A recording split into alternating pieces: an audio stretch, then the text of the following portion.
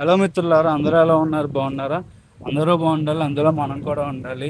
So మనం వచ్చేటప్పటికి ప్రస్తుతం వెస్ట్ గోదావరి జిల్లాలోని అత్తిలి మండలం శివపురం అనే గ్రామంలో ఉన్నాం అనమాట. ఈ ఊరు వచ్చేటప్పటికి చాలా అందమైన ఊరు. ఇక్కడ చాలా ప్రశాంతంగా ఆహ్లాదకరంగా ఉంటుంది. సో మీకు లాస్ట్ వీడియోలో వచ్చేటప్పటికి ఈ ఊర్లో ఉన్న ఒక ప్రత్యేక శివాలయం గురించి ఒక వీడియో చేశాను. ఇప్పుడు ఈ శివపురం అనే ఊరు మీకు ఎలా ఉంటుంది ఇవన్నీ చూపిస్తాను అనమాట. ఇదన్నమాట మన శివపురం ఆలయం. అక్కడ శివపురం కొత్తగా నూతనంగా నిర్మించిన ఆలయం అక్కడ ఉంటే అదే దక్షిణముఖ మార్గంలో ముందుకు నడుస్తూ వెళ్తుంటే ఇది మన ఊరు గ్రామం అనమాట.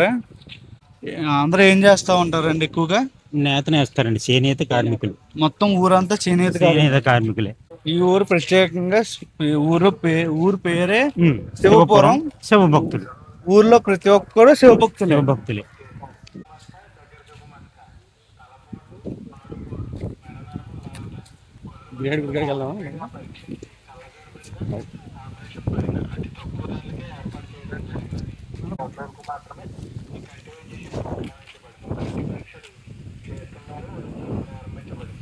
ఈ గ్రామం అంతా కూడా చాలా ప్రశాంతంగా నిర్మలంగా ఉంటదండి. ఏ గొడవలు ఉండవు. చక్కగా శివనామస్మరణ చేసుకుంటూ ఎవరు కోరితే వాళ్ళు చేసుకుంటూ ఉంటారు. ప్రత్యేకించి నేత ఇక్కడ ఉండే కుల వృత్తి. ఈ ఊర్లో ప్రత్యేకంగా అందరూ కుల వృత్తి వచ్చేటప్పటికి చేనేత కార్మికులు. కొంతమంది బట్టల వ్యాపారము, స్కీమ్ వ్యాపారము చేస్తూ ఉంటారు.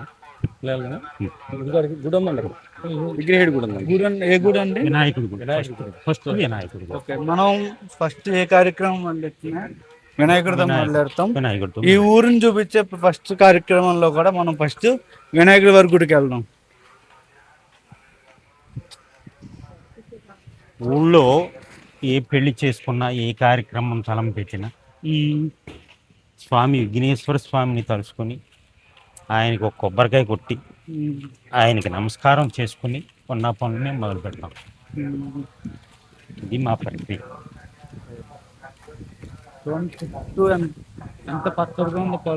పొలాల దగ్గర ఇది అంగన్వాడీ కేంద్రం, అంగన్వాడీ స్కూల్. ఇంకా ఈ ఊర్లో చదువుకోవాలంటే ఇంకా ఎవరు వెళ్తారండి? ఇక్కడ స్కూల్ ఉంది ఈ ఊర్లో. స్కూల్. సో ఈ ఊర్లో ప్రాథమిక చదువు వచ్చేటప్పటికి 5వ తరగతి దాకా శివపురంలోనే స్కూల్ ఉన్నది. 5వ తరగతి తర్వాత ఎక్కడికి వెళ్తారండి? బలిపొడ.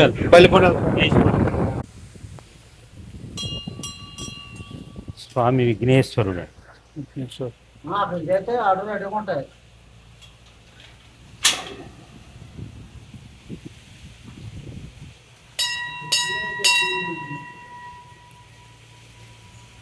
విఘ్నేశ్వరుడు అండి. విఘ్నేశ్వరుడు ఆయన స్వామి అయ్యప్ప కుమారస్వామి.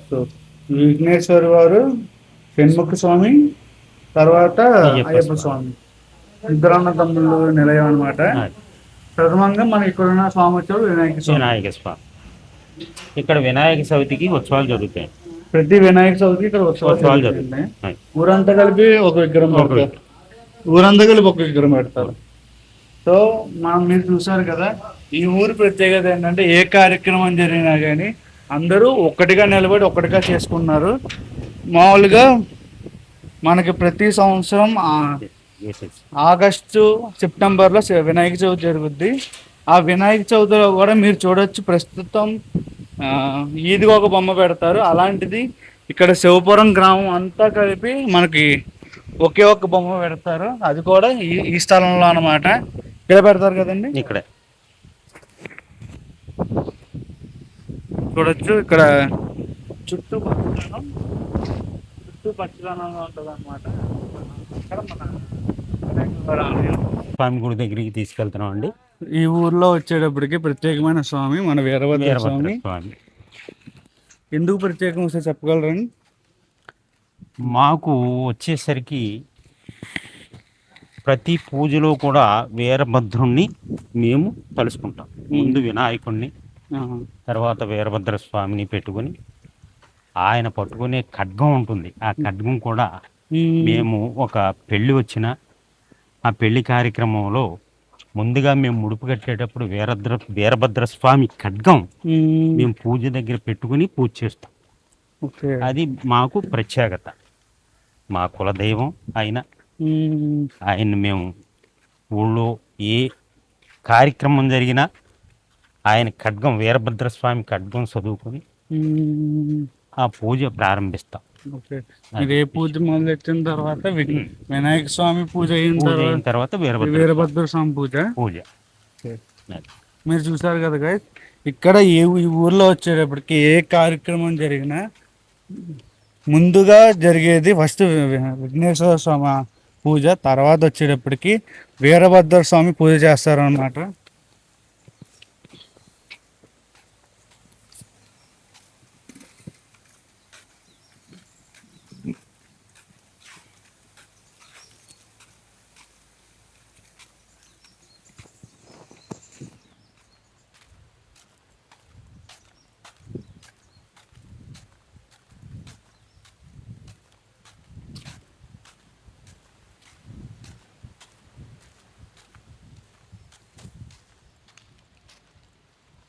మనం వీరభద్రస్వామి ఆలయానికి వచ్చామండి. ఇది వచ్చేసి వీరభద్ర స్వామి ఆలయం. సో మీకు కనిపిస్తున్న ఈ ఆలయం వచ్చేటప్పటికి వీరభద్ర స్వామి ఆలయం అనమాట.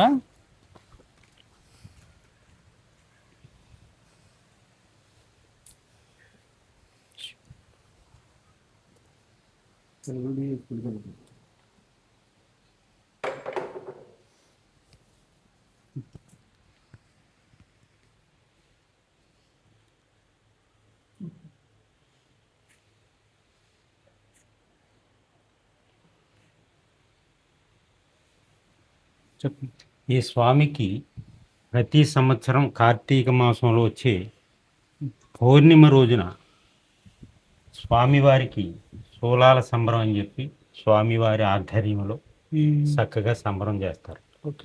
ఇక్కడ ఎదురుగా నుప్పులు గుండం తొక్కుతారు. ఆ బాట ఉన్నా కాదు నుప్పులు గుండం ఏర్పాటు చేసి నుప్పులు గుండం తొక్కుతారండి. ఉపవాసం ఉండి భక్తులందరూ కూడా చక్కగా ఒక 50-60 మంది ఉంటారండి నుప్పులు గుండం దొక్కేవాళ్ళు. అనంతరం సోలాల సంబరం జరుగుతుంది. గ్రామం అంతా కూడా గ్రామోత్సవం. సోలాలు అని చెప్పి ఒక 4 వస్తారండి ఆసాదులు. ఆసాదులు అంటే ఈ సోలాలు నోట్లో ఇలా పెట్టుకుని కాగడాలు వెలిగించుకొని వాళ్ళు చక్కగా నాట్యం చేస్తారు. చాలా బాగుంటుంది చూస్తానికి. ఇప్పుడు జరుగుతుందండి ఇది కార్తీక పౌర్ణమి రోజు. కార్తీక పౌర్ణమి అంటే ఇంకా మనకి నవంబర్ డిసెంబర్ అదే కార్తీక మాసంలో వచ్చిన ఒకే ఒక పౌర్ణమి కార్తీక పౌర్ణమిలో చేస్తారు. ఇది ఒక రోజు ముందు అఖండ దీపారాధన వెలిగిస్తారండి లోన. కార్యక్రమానికి ప్రారంభం అయ్యే ఒక రోజు ముందు అఖండ దీపారాధనని ఇంత కడవలో నూనె పోసి పెద్ద జ్యోతిని వెలిగిస్తారు. ఒక్కసారే పోస్తారండి దాంట్లో నూనె నిండగా. అది 5 రోజులు ఉండొచ్చు, వారం రోజులు ఉండొచ్చు, 11 రోజులు కూడా ఉన్న పరిస్థితి ఉంది. ఆ స్వామి మహాత్యం. ఆ 11 రోజులు కూడా మా నియమ ప్రకారం నేతలు నియమండి. ఇక్కడ ఏ పని చేయం. ఆ స్వామి ప్రార్థించుకుంటూ భక్తితో అలా ఉంది. ఆ 11 రోజులు ఆ దీపం కొండెక్కే వరకు కూడా అంటే బయటికి వెళ్ళే వాళ్ళు కూడా పని చేసుకునే వాళ్ళు కూడా బయటికి వెళ్ళరు. అలాగే ఉంటాం నిర్మలంగా. ఆ దీపం గనుమయ్యాక అన్న సమారాధన పెట్టి అన్న సమారాధన పూర్తయ్యాక అప్పుడు మేము పనులు ప్రారంభిస్తాం. ఇది స్వామి చరిత్ర. శివపురంలో వేంచేసి ఉన్న శ్రీ భద్రకాళీ సమేత వీరభద్ర స్వామి.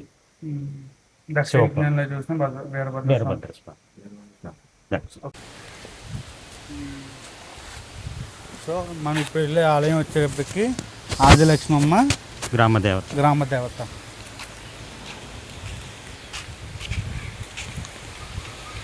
ఇప్పుడు మనం వచ్చేటప్పటికి శివపురం గ్రామంలో ఆదిలక్ష్మమ్మ గ్రామదేవత ఆలయం దగ్గరికి వెళ్తున్నాము. ఇక్కడ ఎన్ని సంవత్సరాలకి జాతర ఉంటుందండి? సంవత్సరం ప్రతి సంవత్సరం జాతర చేస్తారు. ఉగాదికి జరుగుద్దండి. కరెక్ట్గా ఉగాది రోజున జరుగుతుంది. ఉగాది రేపనగా జరుగుద్దండి. ఉగాది పండుగ అమావాస్య వస్తుంది. అమావాస్య మర్నాడు ఉగాది.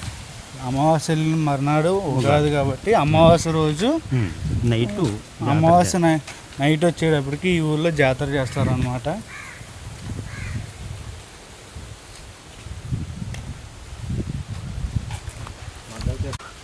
మా వృత్తి చేనేత కాబట్టి మీకు ముందుగా చేనేత మగ్గాలను చూపిస్తున్నాం.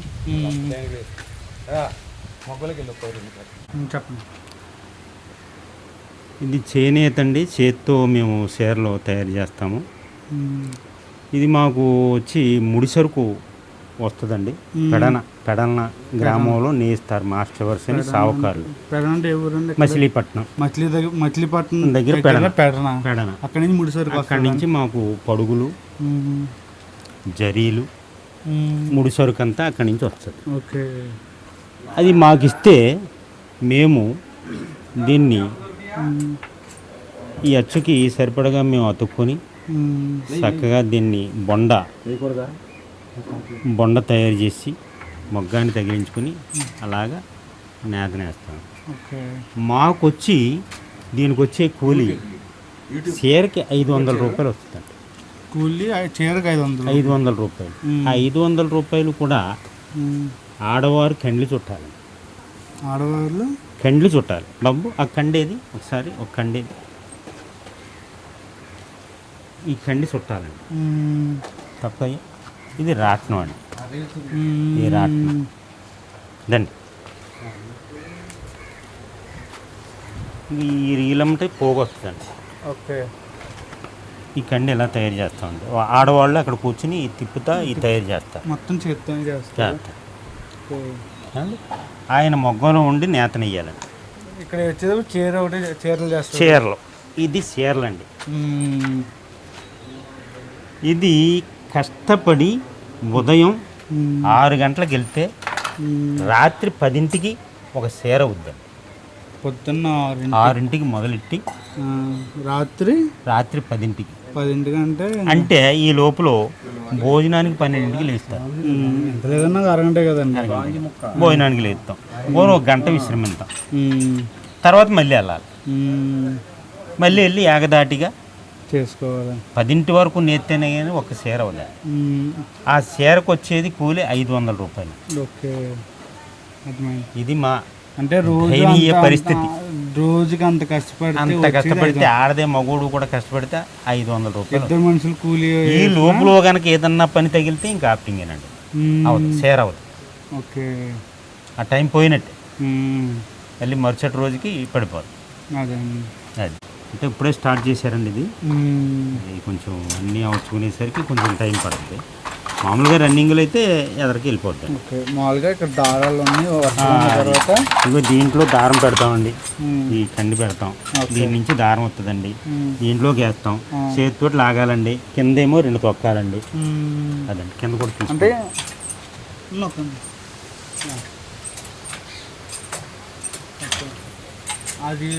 ఆ రకంగా 4 కీళ్ళు కూడా పనిచేయాలండి. 2 పాదాలు 2 చేతులు పనిచేస్తేనే కానీ కంటి సూపు కూడా బాగోలండి. మరో విషయం, కంటి సూపు కూడా బాగోకపోతే ఏ తల వెంట్రుకలాగా ఉంటుందండి పోగు. ఏ ఒక్క పోగు ఎదరికెళ్ళి మామూలు లొంగేసినా చీర డ్యామేజ్. ఓకే. అదే దీని పరిస్థితి ఇదండి మా చేనేత వృత్తి. 2 కాళ్ళు 2 చేతులు కన్ను ఈ 5 పని చేస్తేనే ఇక్కడ ఇంత మిస్టేక్ వచ్చినా కానీ చీర పాడైపోతుంది. అంత కష్టపడి చేస్తున్నారు. ఇద్దరు కలిసి చేసేటప్పటికి వచ్చే ఆదాయం 500 రూపాయలు. అది మనకి ఏ నాగా లేకపోతే ఏ టైం వేస్టింగ్ లేకపోతే దాంట్లోనే ఉంటే అవుతుందండి. అది ఈ చీర వచ్చి వాళ్ళు అమ్మేది 1500 రూపాయలండి. చీర ఖరీదు. చిన్న డ్యామేజీ పడినా మనకి చీర తిరిగి ఇచ్చేస్తారండి. ఆ 1500 మనమే కట్టాలి. అది కూడా 500 అంటే ఇప్పుడు ముడి సరుకు వాళ్ళు పెట్టుకుంటున్నారు కాబట్టి ఇక్కడ చేసుకునేందుకు కూలే. అయితే నేసేటప్పుడు కనుక డ్యామేజ్ వచ్చిందంటే మాత్రం చీర మనకి ఇచ్చేస్తారండి. 1500 ఇచ్చేవలసింది. ఓకే. మళ్ళీ అందులో 1500 వచ్చేది 500 ఉండదు. ఇంకా లాస్ -1000 రూపాయల. అదే మామూలుగా మీరు ఇక్కడ అమ్ముకోవడం అవుతుందండి. అమ్మటానికి లేదండి. ఇవన్నీ ముడి సరుకు తయారు చేయాలంటే మనకు దొరకదు కదా. మనం కూలికే పని చేసేవాడు. ఇప్పుడు కూలి పని చేసేవాడు కూలి పని చేయాలి, నేత్రి పని చేసేవాడు నేత్రి పని చేయాలి. అలాగా మనం దీనికే అవలంబించున్నాం. ఈ సొంతంగా మనం మెటీరియల్ కొనుక్కొని మనం సొంతంగా నేసుకోవచ్చు. అయితే మనకి ప్రొడక్షన్ వెళ్దండి. వాళ్ళంటే ఎక్కడికెక్కడికో బ్రాంచీలు గట్ట ఉండే వాళ్ళు అమ్ముకుంటారు. మనం ఏదో 10 చీరలు తయారు చేస్తే మనం ఎక్కడ అమ్మాలో ఏంటో అయోమయం కనమాట. ఒకవేళ ఈ ఊరు వచ్చి కొనుక్కుంటానంటే అవుతుందండి. కొనుక్కుంటానంటే అవుతుందండి. అంటే సావుకారులు వచ్చి కొనుక్కుంటానంటే అవుతుందండి. అంటే ఈ ఊరికి యాత్ర కింద వచ్చి ఎవరన్నా మీలాంటి వాళ్ళు వచ్చి మాకు చీర కావాలంటే మేము ఇవ్వచ్చండి. సావుకారు రేటే 1500. 1500 వాళ్ళకి ఇచ్చేస్తాం. చీర మేము ఇచ్చేయచ్చు మీకు. అందులో కూడా వచ్చింది 500. 500 అది. అలాగే అంటే నేను ఇందుకు ఈ క్వశ్చన్ అడిగానంటే రేపు అన్న రోజు ఒకవేళ మీ చుట్టాల్లో అయినా తీసుకునే వాళ్ళు ఉంటే వాళ్ళల్లో మీ ఆ చీర మీరు అమ్ముతారు కదా, అమ్మినా గానీ మీ చుట్టాలు మాకేం కమిషన్ రాదండి. రాదు. మా చుట్టాలు మేము తీసుకుంటున్నాం అన్నా కూడా అదే రేట్ అండి. కన్స్ట్రక్షన్ ఏమి ఉండదు. సో మనం ప్రస్తుతం వచ్చేటప్పటికి శ్రీ శ్రీ శ్రీ ఆదిలక్ష్మి అమ్మవారి గుడికి వెళ్తున్నాం అనమాట. గ్రామ దేవత. సో ఈ దేవత వచ్చేటప్పటికి మన శివపురం గ్రామ దేవత అనమాట. మహాతల్లి జగజ్జనని ఆదిలక్ష్మమ్మ తల్లి నమో నమః నమో నమః నమో నమః.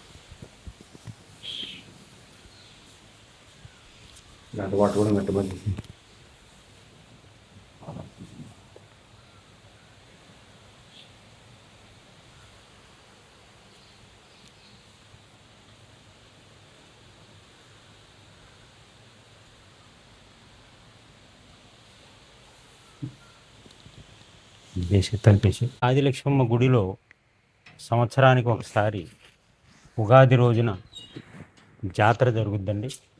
అతి వైభవంగా చక్కగా గరగలతోటి జాతర జరుగుద్ది. అది ఉగాదికి ఎదర అమావాస్య వస్తుందండి. అమావాస్య రోజుని జాతర జరుగుద్ది. మరునాడు ఉగాది రోజున నైవేద్యాలు పెడతారు. అది ఆ జాతర ఎలా జరుగుద్దంటే ఇక్కడ మొదలుకొని భజంత్రీలతోటి ఈ గ్రామ దేవత పుట్టింటి వారు వాసావారు వాళ్ళు పుట్టింటి ఆడబడుచు ఈ తల్లి గ్రామ దేవత ఆదిలక్ష్మమ్మ. ఈ భజంత్రీలతోటి వెళ్ళేసరికి అక్కడ గరగలు ఉంటాయి. అక్కడ గరగలకి వాళ్ళు పూజ చేసుకుని రెడీగా ఉండేసరికి వీళ్ళ భజంత్రీలతోటి వెళ్ళి కమిటీ వారు అక్కడి నుంచి జాతర అమ్మవారిని గరగలతోటి తీసుకొస్తారు. అక్కడ కాసేపు చేసి జాతర వాళ్ళ పసుపు కుంకాలు సారి పానకాలతోటి పంపుతారు. అక్కడి నుంచి గుడికాడికి తీసుకొస్తారు. తీసుకొచ్చి కాసేపు ఇక్కడ చేసాక మళ్ళీ గ్రామం అంతా గ్రామోత్సవంగా తిరుగుతారు. గ్రామ సంచారం తెల్లారిపోతుంది. ఇదంతా నైట్ సేవ. తెల్లారేటప్పటికి ఈ గరగలు లోన పెట్టేసి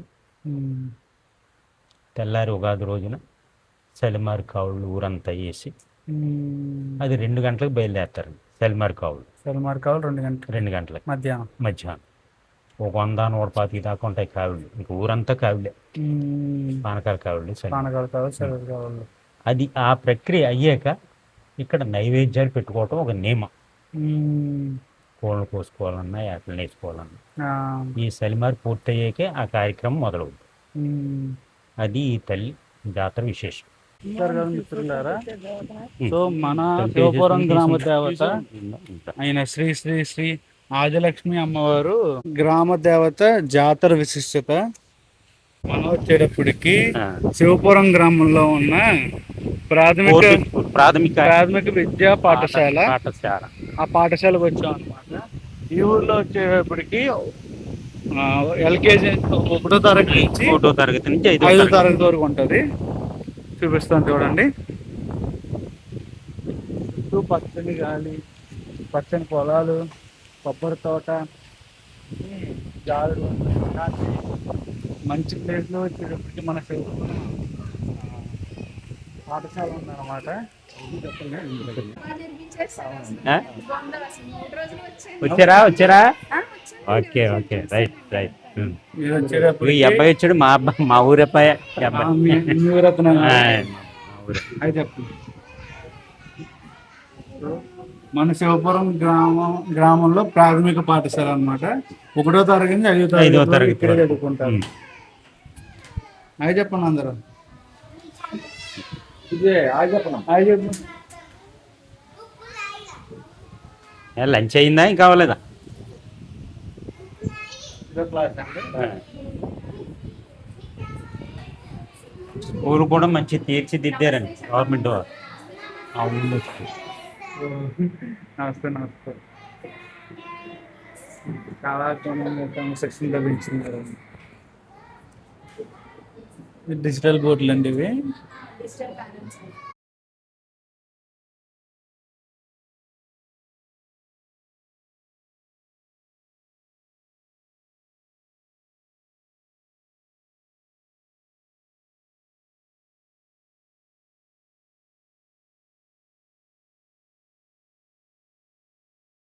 మిత్రులారా, సో ఇక్కడ మీకు కనిపిస్తున్న ఈ చెరువు వచ్చేటప్పటికి ఈ ఊరు మంచినీటి చెరువు అనమాట. చెప్పండి సార్. ఈ గ్రామానికి సంబంధించి వాస్తుగా తూర్పున మంచినీళ్ళ చెరువు. ఈ చెరువులో నీళ్లు చాలా బాగుంటాయి. మాకు కుళాయి నీళ్ళు కూడా మంచినీళ్ళుగా వాడము. ఈ చెరువులో నీళ్ళే వాడతాము, వంటలకి ఏంటి, మంచినీళ్ళు తాగటానికి ఏంటి, చాలా బాగుంటాయండి. ఇది మా గ్రామంలో ఉన్నటువంటి మంచినీళ్ళ చెరువు. సో మా శివపురంలో ఉన్న అభయాంజనేయ స్వామి ఆలయం అన్నమాట.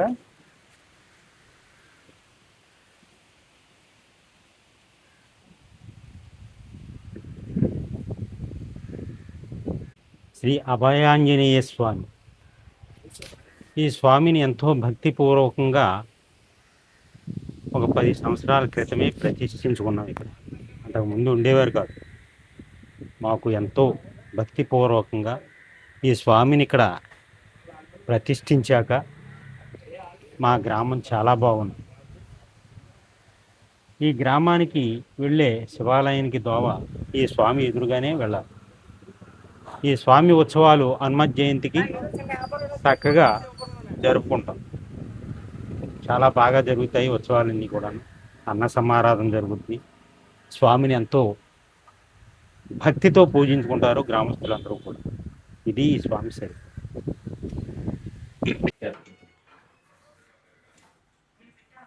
ఇక్కడ కూడా మగ్గం అవుతుంది. ఈ మగ్గానికి అయితే పాలకొల దగ్గర రావిపోడండి సావుకారిది. ఆయన సొంతంగా నేయిస్తాడు, సొంతంగా అమ్ముకుంటాడు. మా నేత నేస్తే మేము ఎంత సంపాదిస్తామో అతనికి కూడా అంతే వచ్చు. అతనికి మా వృత్తి తెలుసు, మా క్యాస్టే, మా కులస్తుడే. అన్ని రకాలుగాను కొన్ని మొగ్గాలు ఇక్కడ ఒక 6 మొగ్గాలు ఉన్నాయండి ఇక్కడ. ఆయన సొంతంగా నేసుకుంటాడు. మాకు బాగా కూడా చూసుకుంటాడు నేతగాని. చేతంటే నేత కష్టం తెలుసున్నవాడు కాబట్టి మా కులస్తుడు. అంటే నేత వచ్చింది 10 గంటలు కష్టపడుతున్నారు. రోజు 10 గంటలు కష్టపడుతుంది కానీ ఒక చీర లేని పరిస్థితి. అలాంటి అంత తెలుసు. ఇదండి ఈ మొగ్గానికి ఉన్న చరిత్ర. హలో మిత్రులారా, అందరూ ఎలా ఉన్నారు? బాగున్నారా? నేను మీ ప్రకాష్ రెడ్డి. మనం వచ్చేటప్పటికి ఎక్కడున్నాను తెలుసా? వెస్ట్ గోదావరి జిల్లాలోని అత్తిలి మండలం శివపురం అనే గ్రామంలో ఉన్నాం అనమాట. ఈ ఊర్లో వచ్చేటప్పటికి ముందుగా ఉన్న ఒక శివాలయం వచ్చేటప్పటికి పునఃప్రతిష్ఠ చేశారనమాట. మీకు ఇప్పుడు ఆ శివాలయం గురించి చెప్తాను. ఈ ఊరికి ఆ శివుడికి ఉన్న సంబంధం ఏంటి, ఆ శివుడికి ఆ వెనకాల ఉన్న జమ్మి చెట్టుకి సంబంధం ఏంటి, ఇవన్నీ మనం ఈ లాంగ్ వీడియోలో తెలుసుకుందాం. సో ముందు నా పక్కన ఉన్న మనిషి గురించి చెప్తాం. ఏంటి మీ పేరు చెప్పండి సార్. నా పేరు వాసా నాగేశ్వరరావు అండి. వాసా నాగేశ్వరరావు అండి. మీకు మొత్తం ఈ శివాలయం గురించి మొత్తం తెలుసా అండి? తెలుసండి. ఎలా తెలుసంటే మేము చిన్నప్పటి నుంచి కూడా ఈ ఆలయానికి సేవ చేస్తూ ఉంటాం. నాతో పాటు ఒక 20 మంది సభ్యులు కూడా ఉన్నారు. మొత్తం కమిటీ. ఈ కమిటీ అంతా కూడా పూర్వం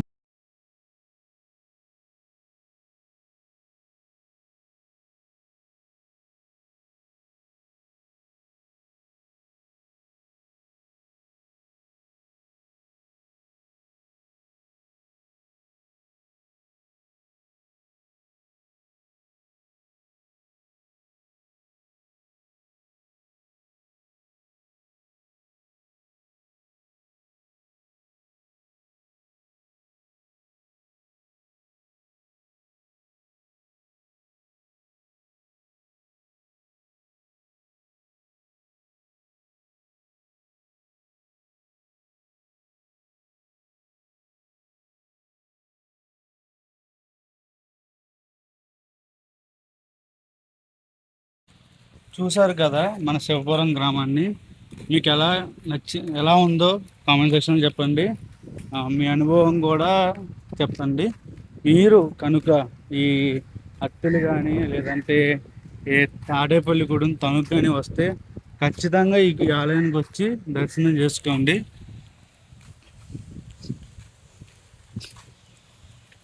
సో ఇట్లు మీ ప్రకాష్ వడ్డీ ఫ్రమ్ శివపురం.